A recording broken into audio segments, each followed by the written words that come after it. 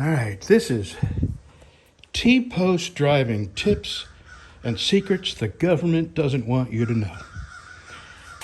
This is a T-post driver. T-post drivers have a big chunk of metal up at the top end of it.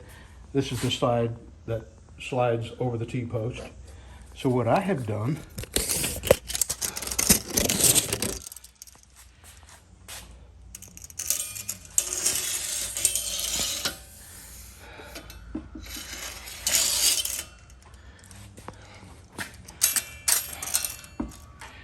is put a mark where the very top of my weight is, where the top of the T-post is going to be.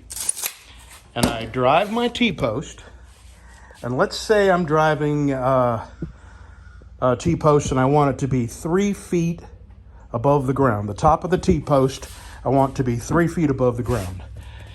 I have a level that I used, and I hammer the T-post down till that black line is level with the top of the level. And there you go. Secrets to a square plumbing level. I mean, you can check it with your level.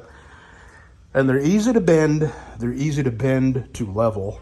This is why I carry it. Now, I had a 4-foot fence, so I used my 4-foot right there. And when I did, I wanted the top of my T-post to be a couple of inches above my fence, so I stopped about this far from the top of my level.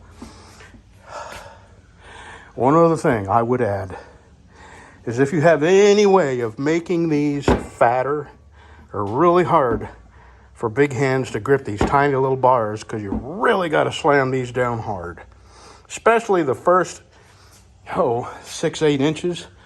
Once you get through the top layer of roots and hard soil, it goes a little easier. So that's it. Tips and tricks the government doesn't want you to know.